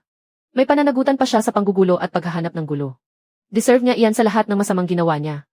Kakabalita ko lang na sinibak si Zhaoli. Magaling ka rin pala, Boss Chen. Tahimik ka lang pero naagawan mo na siya ng kabuhayan. Siya mismo ang lumabag sa mga patakaran. Ano man ang sabihin mo. Sa wakas, nalutas na ang problema sa panggigipit. Nakuha na ang order na 50,000 gin mula sa lalawigan. Ipapadala ang mga ito sa simula ng susunod na buwan. Makapaghahanda na tayo ng mabuti para sa Agri-Expo. Chen Hao, sinira mo ang trabaho ko. Sinira mo ang pangalan ko. Dahil sa iyo, hindi na ako makapagtatrabaho sa industriyang ito. Hindi ako titigil dito. Huwag mong akalaing magiging maayos ang buhay mo. Babayaran mo ang utang na ito ng doble. Nay, ako ito. May naisip akong paraan. Kaya kong tuluyang pabagsakin si Chen Hao. Matapos ang investigasyon, napatunayang inabuso mo ang kapangyarihan mo para sa sariling pakinabang. Simula ngayong araw, winawakasan ang kontrata sa iyo bilang panlabas na katuwang. Tinatanggal ka sa posisyon bilang kalihim general ng asosasyon. Ipababatid at ipapahiya ka sa buong industriya. Boss Lee. Huwag, hindi ito pagkakaunawaan lang. Hoy! Zhaoli. Hindi na matutuloy ang kasal na ito. Nawalan ka na ng trabaho. At nakasuhan ka pa. Ayaw ka ng pakasalan ng pamilya ng dalaga. Ibalik ng buo ang danyo sa kasal. Huwag na kayong bumalik dito kailanman. Si Tia Zhang niya. Ano ba ang nangyayari? Maayos naman ang lahat. Bakit bigla na lang kinansela? Tia Zhang, sandali lang. Pag-usapan natin ito ng mahinahon. Pansamantala lang namang nahihirapan si Zhaoli. Makakabangon din siya at makapagsisimula muli. Dagdagan pa natin ng 20,000 ang danyo sa kasal. Hoy! Paano mo nasabing aalis ka at basta ka nalang umalis? Wala ka man lang iniwang kaunting konsiderasyon. Zhaoli. Nakatanggap kami ng aplikasyon para sa pag-ingat sa mga ari-arian habang dinidinig ang kaso. Ang bahay, sasakyang pangsakahan, at iba pang ari-arian na nakapangalan sa iyo. Lahat ng deposito mo sa bangko ay pansamantalang nagyelo. Kasama ang 350,000 bayarin sa kasong sibil. Narito ang dokumento. Pakisuri ito. Impossible ito. Sa anong karapatan ninyo ginalaw ang mga ari-arian ko? Hindi ko ito kinikilala. Tama. Tawagan mo si Boss Lee ang mamamakyaw ng mga produktong tubig. Dati, araw-araw kanyang sinusundan. Hinihingi niya ang espesyal na daanan para sa pagsusuri. Siguradong handa siyang tumulong.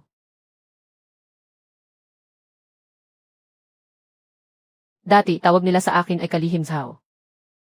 Ngayon, hindi man lang sinasagot ang mga tawag ko. Sa anong dahilan? Siguradong gawa iyon ni Chen Hao. Walang utang na loob na iyan. Huwag ka nang pumunta. Nasa kanya ang lahat ng ebidensya. Kapag pumunta ka, mapapahiya ka lang. Kung ganoon, ano ang gagawin natin? Nagyelo na ang bahay. Wala na ang trabaho. Wasak na rin ang kasal. Ganito na lang ba matatapos ang pamilya natin? Sinira mo ang kinabukasan ko. Sinira mo ang pangalan ko. Hindi pa tayo tapos. Chen Gilan. Bayaran mo ang ginawa mo sa anak ko. Dati, ikaw ang nagyabang na kaya mong ayusin ang lahat. Sinabi mong kapag may problema, ikaw ang sasagot. Sinabi mong may koneksyon ang anak mo sa bayan.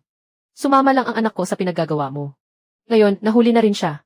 May record na rin siya sa kaso. 30,000 ang danyos, tapos gumastos pa ako ng 50,000 para sa pribadong abogado. Buong buhay ng pamilya namin.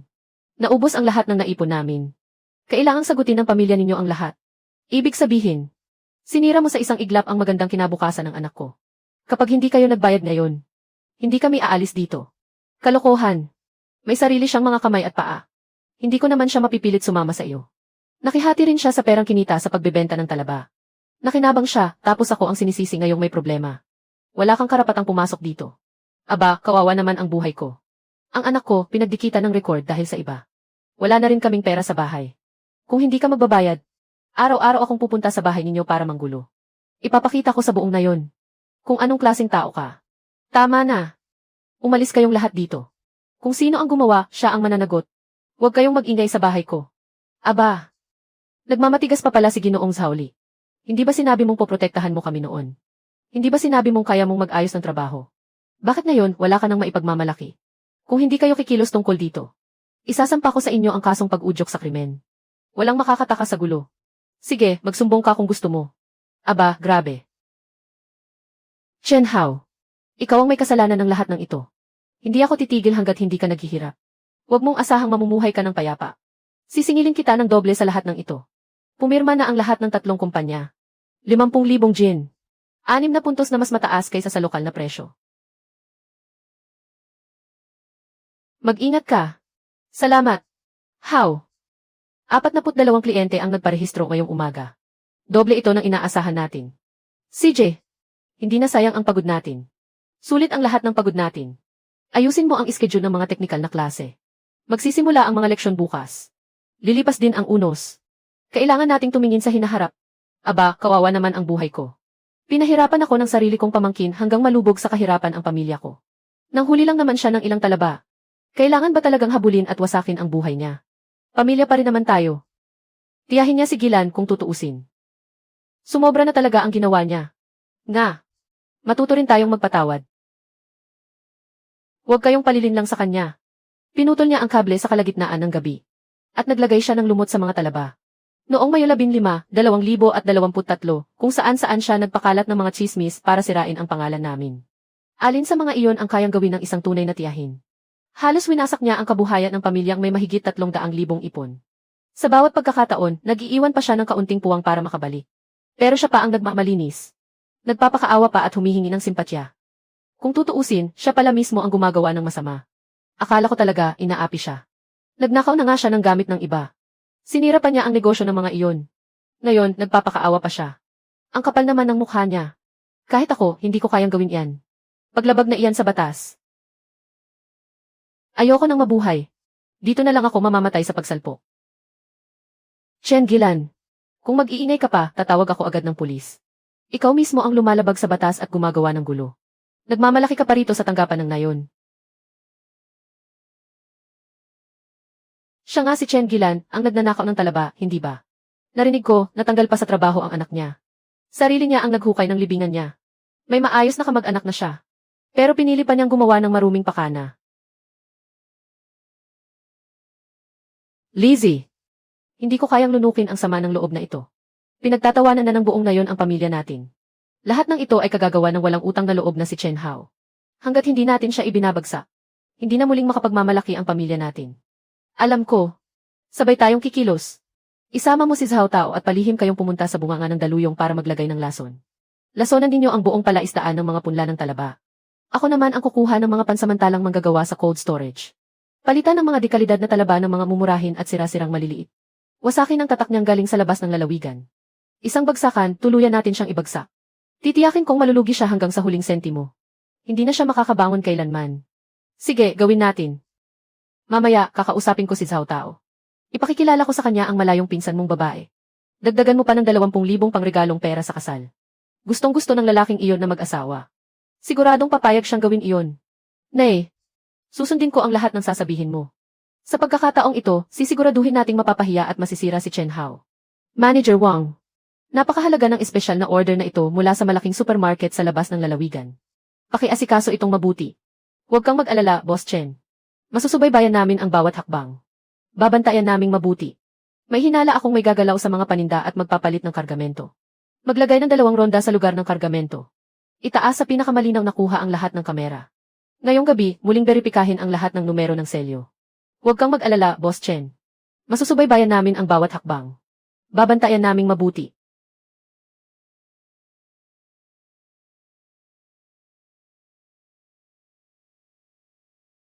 Paano mo natitiyak na sila ang gagawa niyan? Aatakihin nila ang cold storage. Mahalaga kay Zhaoli ang dangal niya. Nawalan na siya ng trabaho. Nawala na rin ang kanyang dangal. Pinakamasakit sa kanya kapag sinisira ng iba ang pangalan niya. Minsan na niyang pinakialaman ang bungad ng palaisdaan. Pero wala siyang napala. Malamang ang listahan ng kargamento ang gagawin nilang puntirya. Mas mabagsik ang paninira sa pangalan kaysa pagsira sa mga punla ng talaba. Magaling ka, Boss Chen. Naisip mo pati ang balak ng kalaban. Pero hindi pa kumpleto ang iniisip mo.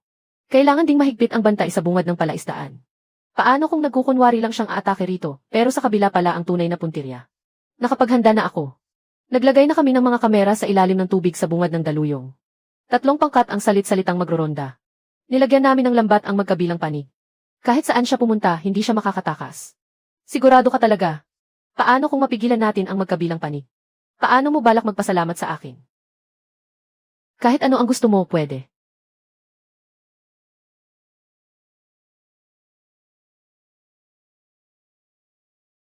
Tapos na ang lahat ng ikakabit, Haozi. May 3 posisyon sa bungad ng daluyong, sa itaas at ibaba. Pawang mga tagong daanan ang mga iyon. Kung hindi hahanaping mabuti, hindi talaga mapapansin. Pero may tao nga kayang pupunta roon para maglagay ng lason. Hindi naman siguro siya ganoon kasama.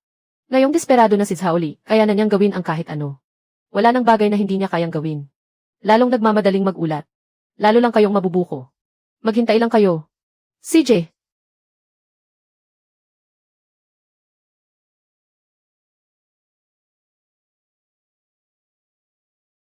Malakas ang hangin sa tabing dagat, baka sipunin ka. Hindi ko akalaing napakamaalalahanin pala ni Boss Chen. Nakahanda na ang lambat. Chen Gilan at Zhaoli. Kung maglalabas kayo ng kamay, wag na kayong umasang maibabalik pa iyon.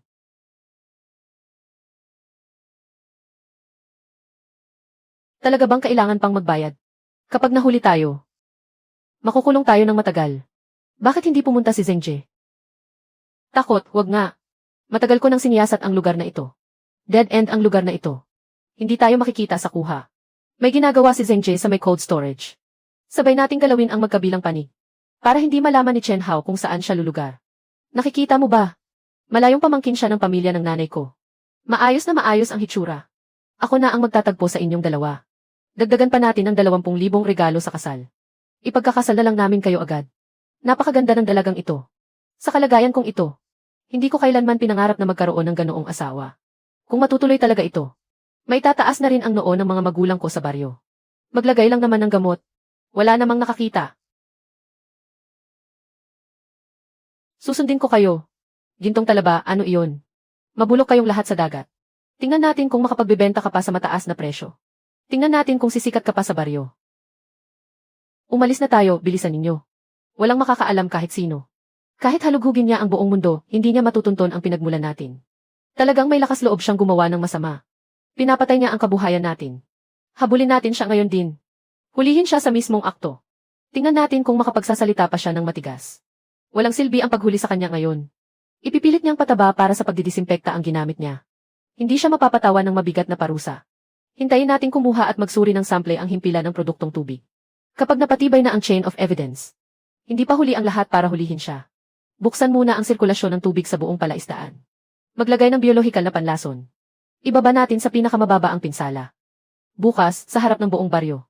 Saka natin siya haharapin at usisain. Chen Gilan. Sa pagkakataong ito, wala nang makapagliligtas sa iyo. Sa pagkakataong ito, wala nang makapagliligtas sa iyo. Ulat sa pagsusuri sa kaligtasan. Nagtatago ka sa likuran. Huwag mo ring isipang tumakbo. Narinig kong may malaking nangyari sa talaba. Sinabi ko na sa inyo noon pa. Hindi mapirmi ang mga kabataan. Kumikita lang ng kaunti, nakakalimutan na kung sino sila. Inaangkin ang pampublikong dalampasigan at kumakamkam ng yaman. Hindi ganoon kadali ang lahat. Balang araw, sisingilin din sila ng kapalaran. Tinawag ko kayo rito para sabihin ang isang bagay. Nilagyan ng lason ang palaisdaan ng talaba kagabi. Nakuha ng mga kamera ang buong pangyayari. Kung sino ang gumawa, umamin na kayo. Diyos ko po. Hindi ba sigilan iyon?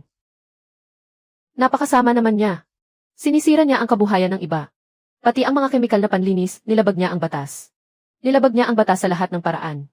Kasama rin si Zhao Tao. Sa kanya ang sapatos na iyon. Bata pa, hindi na marunong umayos. Peke ang video. Sinadya niyang ipahamak ako. Wala akong ginawa. Huwag kayong maniwala sa kanya. Hindi ba pamiminsala iyan? Ang ulat ng pagsusuri ang magpapatunay. Mga sample ng tubig na kinuha sa himpilan ng yamang tubig kaninang madaling araw. May sangkap ng ipinagbabawal na pamatay disimpekta. Narito ang pulang selyo. Napakalinaw ng ebidensya. Karapat dapat kang pagdusahan ang sarili mong ginawa. Sobra na ang kasamaan mo. Sobra na ang kasamaan mo. Naglagay ka pa ng kemikal. Kahit sino, hindi ito palalampasin. Ayan, siningil ka na ng karma. Chen Gilan at Zhao Tao. Pinaghihinalaang nanabotahe sa produksyon at operasyon. Sadyang pagsira ng ari-arian. Sumama kayo sa amin. Hindi ako sasama. Sa anong karapatan ninyo ako inaaresto? Ang anak kong si Zhaoli. May kakilala siya sa pamahalaang panlalawigan. Hindi ninyo ako maaaring galawin. Lazy, nasaan ka? Lumabas ka at iligtas mo ang nanay mo. Wala akong kinalaman dito. Pinilit ako ng nanay ko na gawin ito. Ayokong pumunta rito. Hindi ako sasama. Sa anong karapatan ninyo ako inaaresto? Tama na ang sigaw. Sumama kayong lahat sa amin. Bitawan ninyo ako. Darating din ang araw na iyan. Tumakas pala ang walang hiyang si Zhaoli. Pati sariling ina, hindi niya pinakialaman. Napakaduwag naman niya. Hindi siya takot.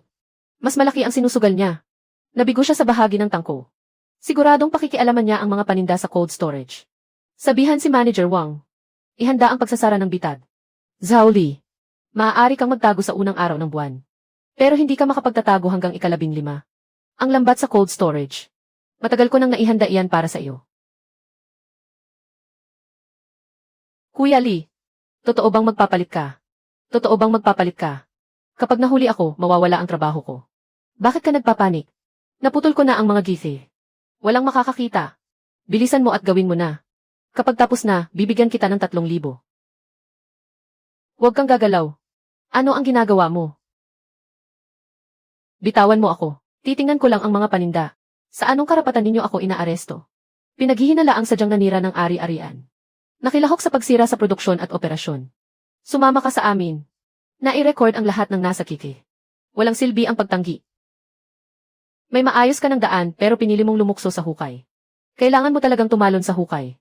Noong araw na kinuha niya ang identification card ng tagasuri. Dapat na niyang naisip na hahantong siya rito. Sarili mo ang pumili ng landas na iyan. Sarili mo rin ang mananagot sa kahihinatnan. Mabuti na lang at ikaw ang nag-ugnay sa cold storage. Nakapaghanda ka pa ng maaga. Isang piging ng talaba. Ngayong gabi mo na makukuha ang gantimpala. Piging talaga ng talaba. Wala na bang ibang gantimpala? Lahat ng gusto mo. Nandoon na lahat. Matapos ang lahat ng pinagdaanan natin. Sa wakas, natapos na rin. Pagbalik ko saka ko lang napansin. Sa buong paglalakbay na ito, hirap na hirap ako. May nadagdag sa tabi ko. Isang taong laging katuwang ko. At isa pa, napakaganda at mabuting loob. Lumabas na ang hatol sa unang paglilitis kay Ginoong Chen.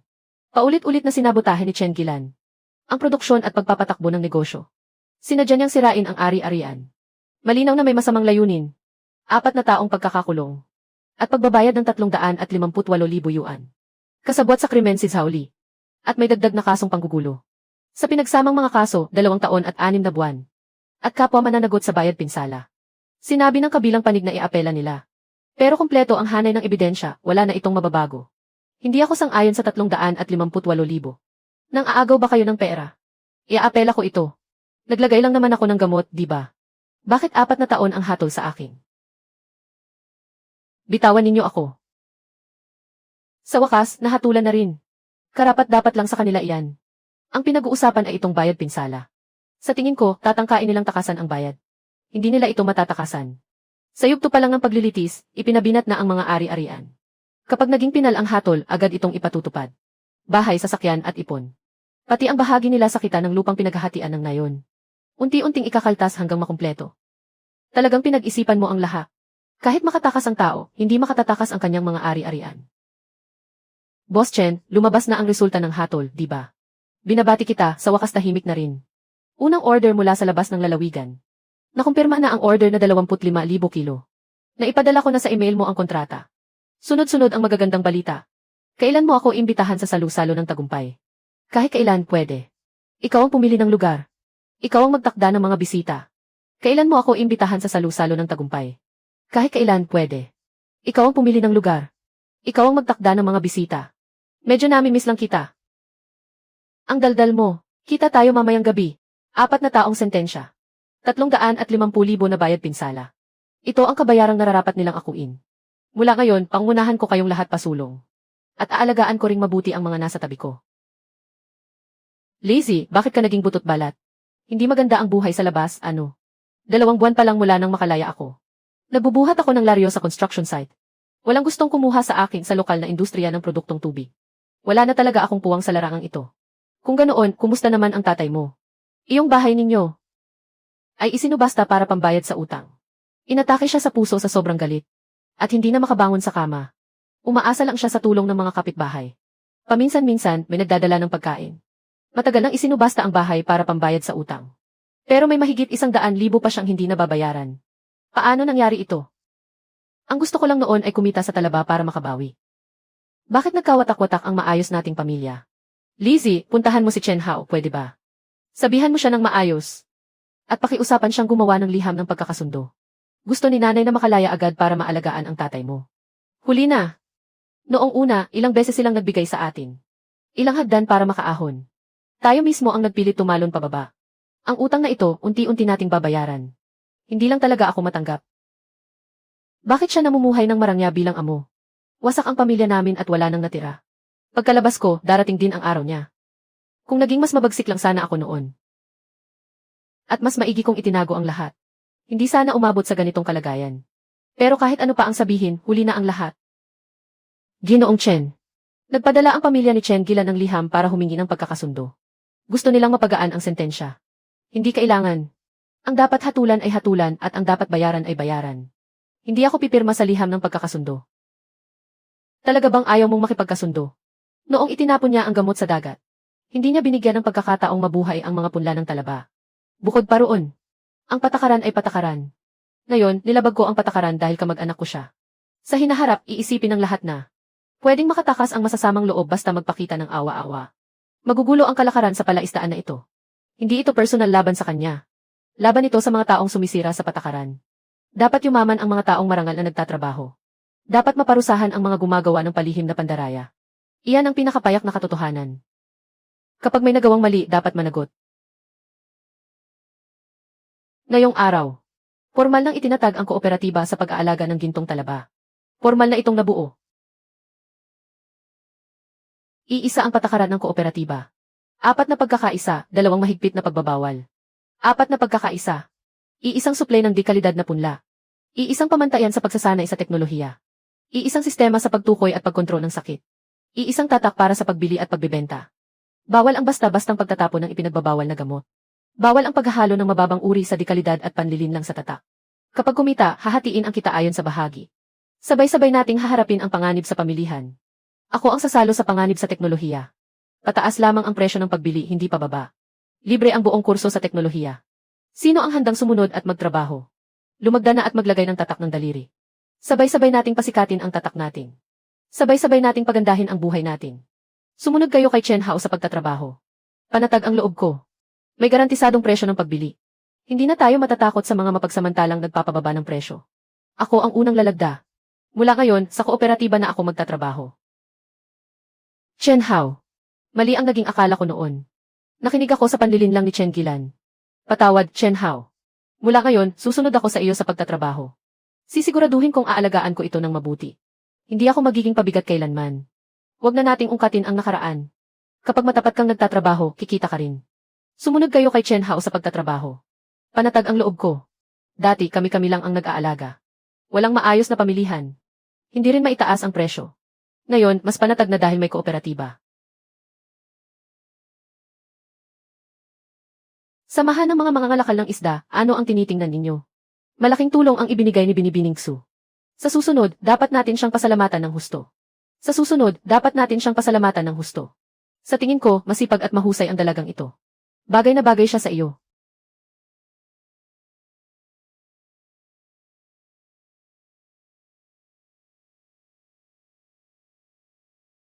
Salamat sa pagpunta mo ngayong araw. Napakalaking bagay nito. Siyempre, kailangan kong pumunta. Ano ang balak mong gawin sa susunod? Mag-a-apply tayo para sa panlalawigang huwarang pasilidad. At kukuha tayo ng tatak na geographical na indikasyon. May isa pa akong gustong sabihin. Xu King. Gusto kita. Hindi ito panandali ang pagkagusto. Gusto kong makasama ka habang buhay. Mahaba pa ang tatahakin nating landas. Handa ka bang sumabay sa akin?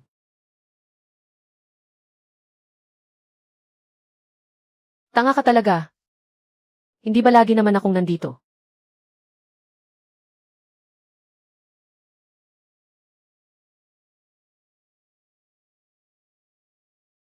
Unang pagbati sa langit at lupa. Naway maging maganda ang panahon at masagana ang ani. Sumagana nawa ang mga talaba at umunlad ang kabuhayan. Ikalawang pagbati sa mga nakatatanda. Naway manatiling malusog. Naway lalo pang umunlad ang pamilya. Magsipagbatian ang bagong mag-asawa. Sana ilagi kayong nagkakaisa at nagmamahalan. Naway patuloy na dumaloy ang swerte at kayamanan. Maghalikan kayo. Maghalikan ang bagong kasal. Tapos na kayong bumati sa lahat. Huwag kayong mahiya. Halikan ninyo ang isa't isa. Sige na. CJ. Chen Hao at Su King. Binabati ko kayo. Dahil sa inyo, lalo pang gaganda ang buhay namin. Sana ilagi kayong masaya at nagkakasundo. Salamat sa inyong lahat. Mula ngayon, sama-sama nating pag-igihin ang buhay natin. King! Dati, lagi kong iniisip na sapat nang magbantay sa mga talaba at mamuhay ng payapa. Nang makilala kita, saka ko napagtanto na maaari pa palang maging mas maliwanag ang buhay. Salamat sa pagsama sa akin sa buong paglalakbay na ito. Sa hirap at ginhawa sa mga darating na araw. Anong kababalaghan ang sinasabi mo? Mag-asawa tayo.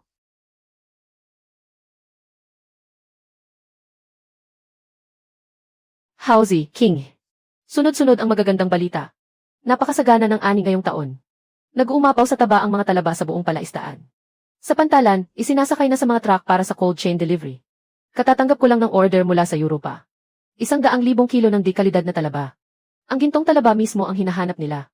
Puno na ang schedule ng produksyon para sa susunod na taon. Ayusin ang schedule ng paghahatid. Hindi pwedeng bumaba ang kalidad. Bilisan ang pagpapalawak ng ikalawang palaisdaan. Huwag ninyong maantala ang supply. Huwag kayong mag-alala, binabantayan ko ang lahat. Talagang lalo nang umaasenso ang buhay natin. Tingnan ninyo ang nayon. Araw-araw ay buhay na buhay ang liwasang pangkultura. Punong-puno ng tao ang kooperatiba. Bawat pamilya ay nakapagpatayo na ng bagong palapag.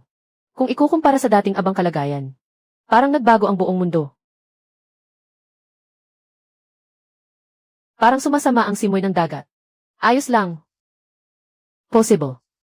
Baka hindi lang dahil sa simoy ng dagat. Talaga. Pinaghirapan mo talaga. 2 taon na ang nakalipas nang umuwi ako sa nayon dala ang lahat ng ari-arian ko. Walang naniwalang may mararating ako sa dalampasigang ito.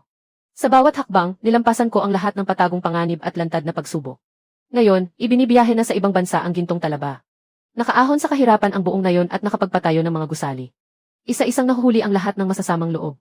Nasa tabi ko ang isang minamahal na nakaunawa at hindi nang iiwan. Sa sinapupunan niya ay lumalaki ang aming magiging anak. Sa ilalim ng aming mga paa ay ang kabuhayang kami mismo ang nagtaguyod. At nasa likuran ko ang mga kababayang kasalo ko sa buhay. Sa buong buhay ng isang lalaki. Kung napangangalagaan niya ang kanyang konsensya. Nakapagtatayo siya ng isang marangal na kabuhayan. At napoprotektahan ang kanyang pamilya. Isa na siyang tunay na nagwagi sa buhay. Ang dalampasigang ito ay simula pa lamang. Hindi ito ang katapusan. Ang landas na tatahakin natin mula ngayon ay lalo lamang lalawak.